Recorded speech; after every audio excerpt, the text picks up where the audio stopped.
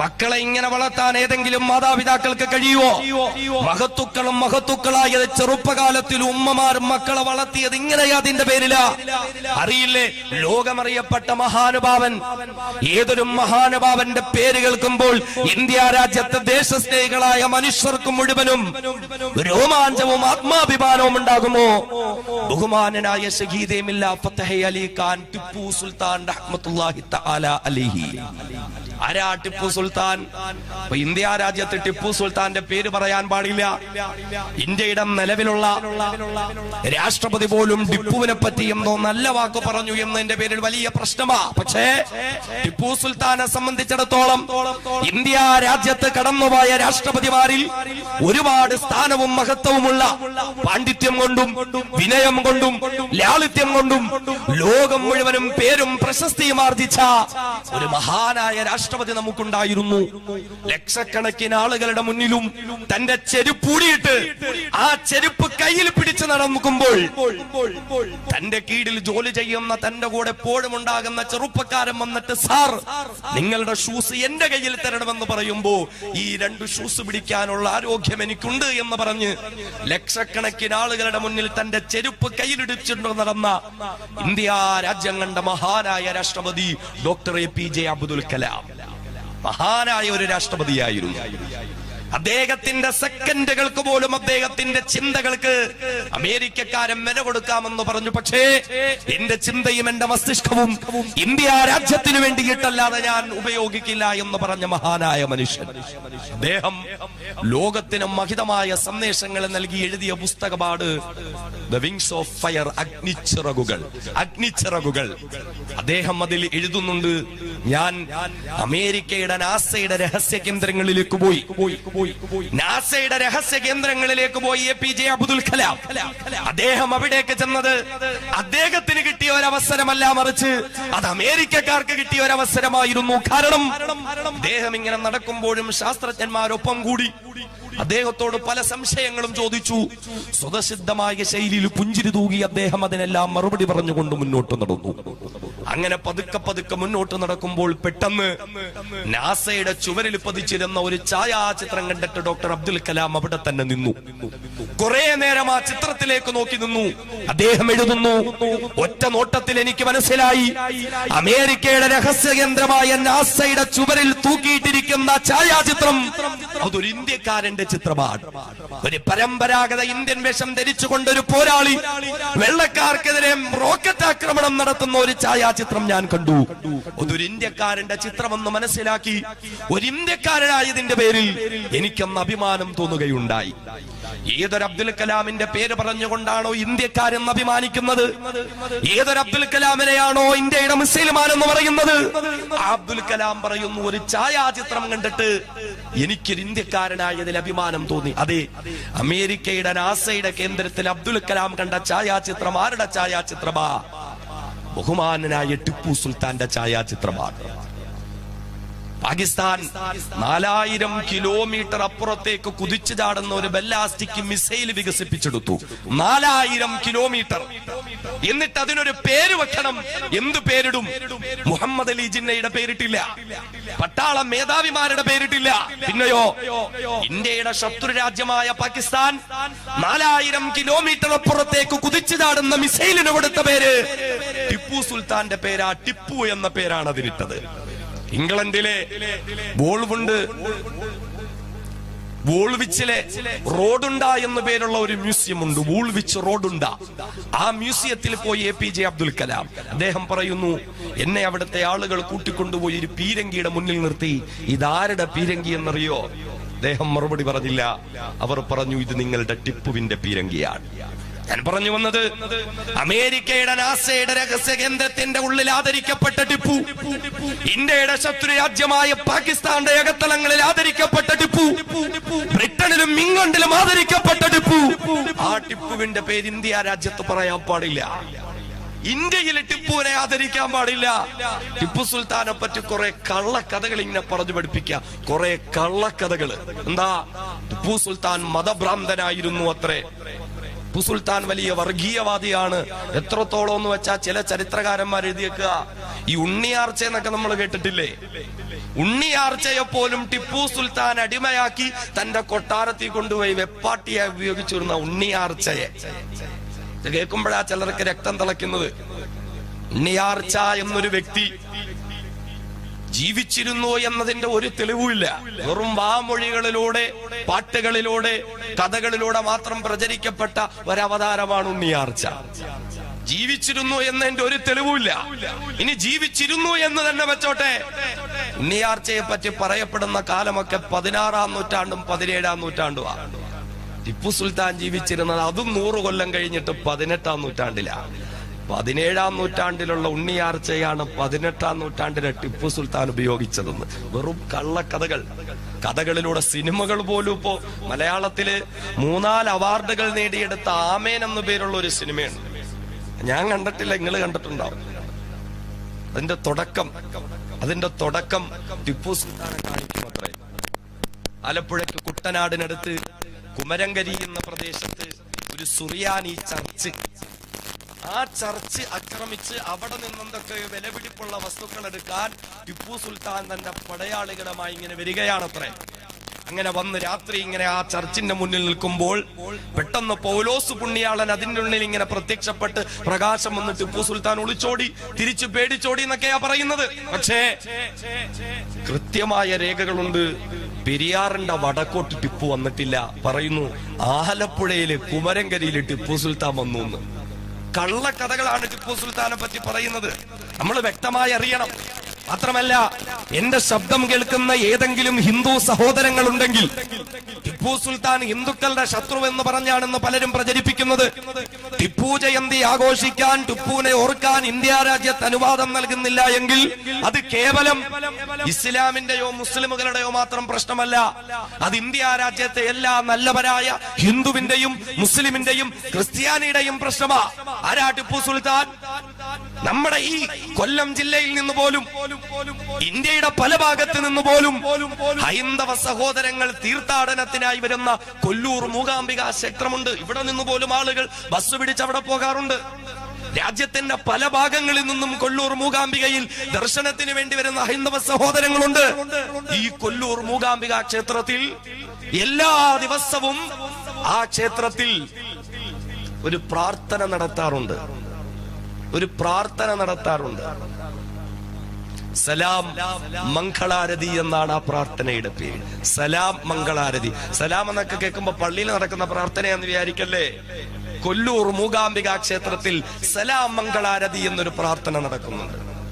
ആർക്ക് വേണ്ടിയിട്ടുള്ള പ്രാർത്ഥനയാ?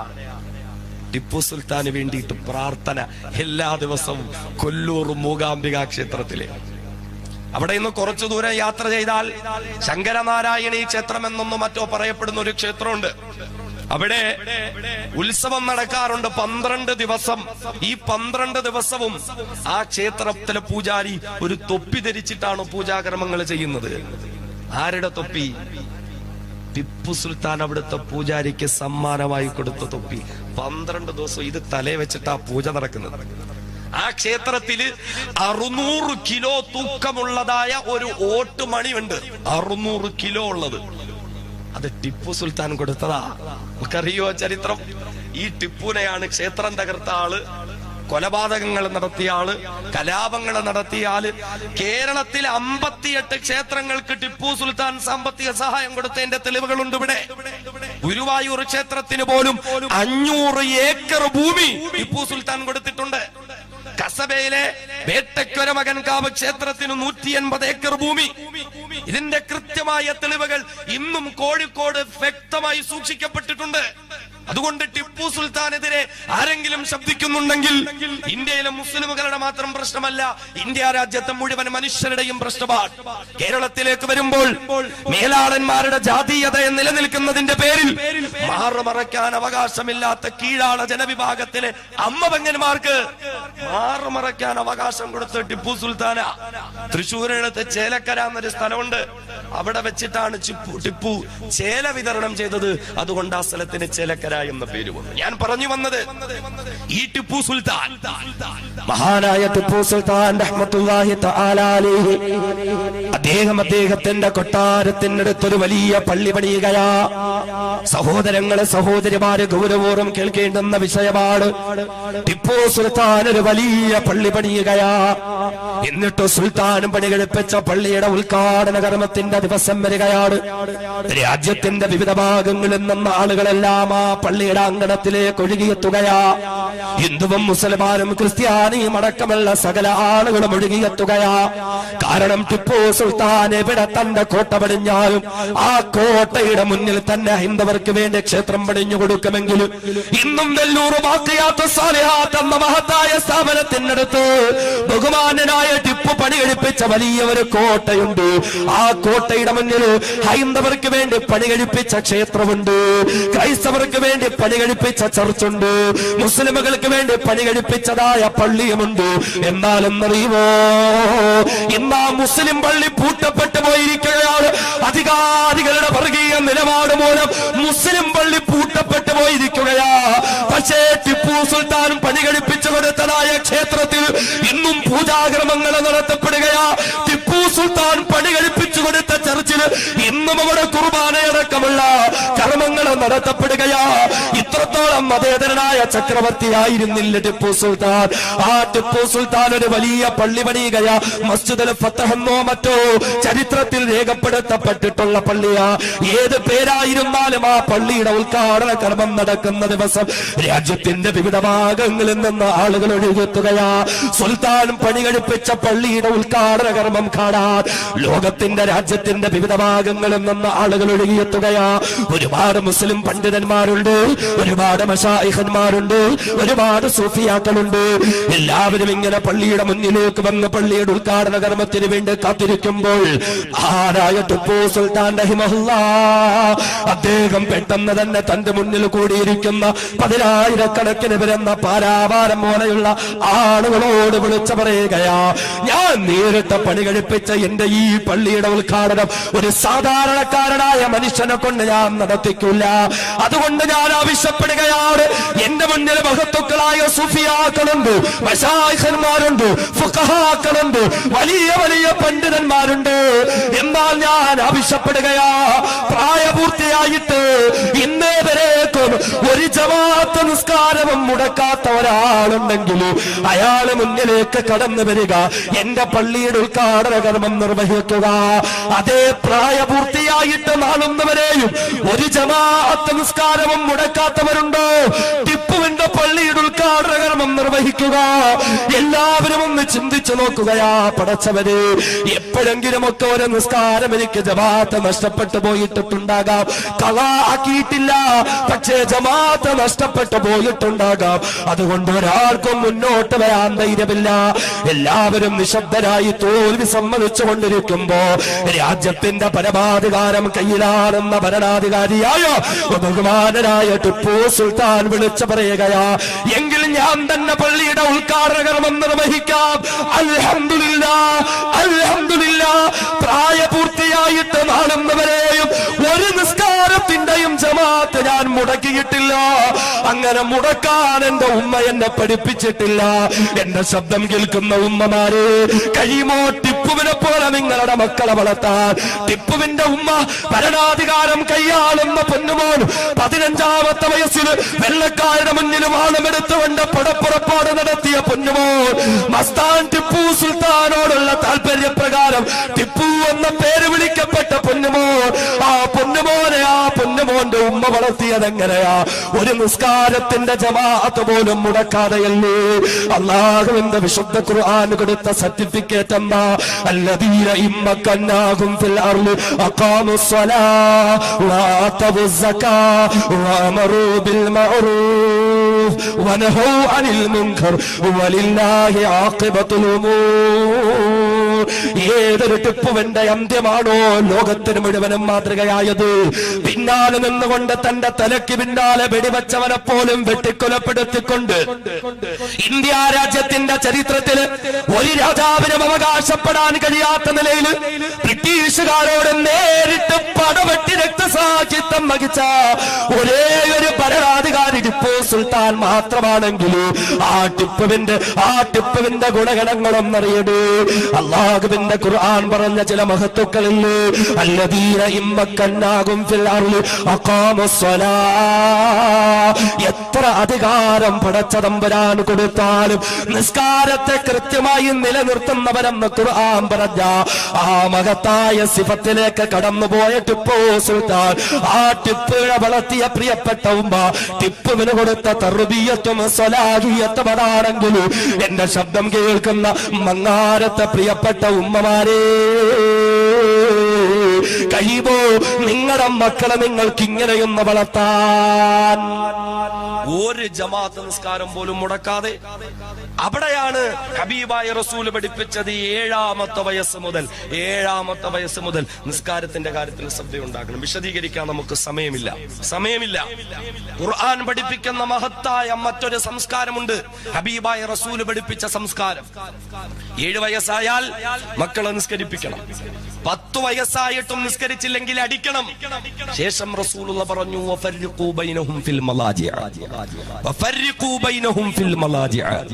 10 വയസ്സായി കഴിഞ്ഞാൽ ആൺകുട്ടിയാകട്ടെ പെൺകുട്ടിയാകട്ടെ ഒറ്റയ്ക്ക് കിടത്തി ശീലിപ്പിക്കണം.